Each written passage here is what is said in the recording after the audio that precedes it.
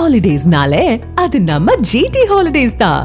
GT Holidays, South India's #1 travel brand. சென்னையில் மக்கள் நல்வாழ்வுத்துறை அமைச்சர் மா சுப்பிரமணியன் செய்தியாளர்களை சந்தித்தார். அந்த காட்சிகளை பார்க்கலாம். பறவை காய்ச்சல் இருப்பது மனிதர்களுக்கு தொடர்ச்சியா பரவல் இல்லை அப்படின்றத சுகாதார வலியுறுத்தினாங்க. இப்ப என்ன சூழல்ல இருக்குது, கண்காணிப்பு பணிகள் எப்படியாக இருக்கு? பறவை காய்ச்சல் என்பது இப்போ ஒன்றிய அரசு கூட எல்லா மாநில அரசுகளுக்கும் WHO அந்த அவங்க மக்கள் நல்வாழ்வுத்துறையிலிருந்து நோட்டீஸ் அனுப்பியிருந்தாங்க.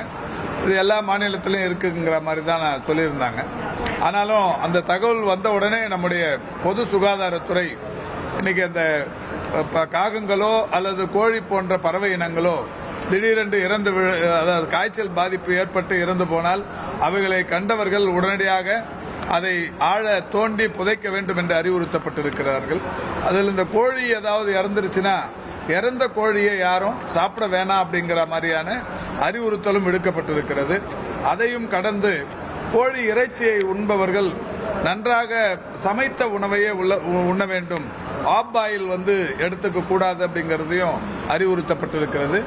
அந்த வகையில் தமிழ்நாட்டில் அது இந்த அறிவுறுத்தல் என்பது, இந்த விழிப்புணர்வு என்பது மாவட்ட அளவிலான சுகாதார அலுவலர்கள் மிக சிறப்பாக செய்து கொண்டிருக்கிறார்கள்.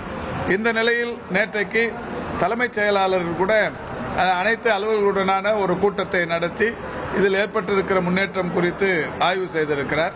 இந்த வகையில் தமிழ்நாட்டை பொறுத்தவரை இந்த பறவை காய்ச்சலினால் ஏற்படுகிற பாதிப்புகள் மனிதர்களுக்கு தொற்றாது, அது தொற்று நோய் அல்ல என்பது போன்ற விவரங்கள் தெரிவிக்கப்பட்டிருந்தாலும் மக்கள் விழிப்புணர்வோடு இருக்க வேண்டும் என்கின்ற நிலையில்தான் தொடர்ந்து இந்த செய்திகள் சொல்லப்பட்டு வருகிறது.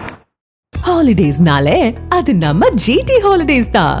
GT Holidays, South India's #1 travel brand.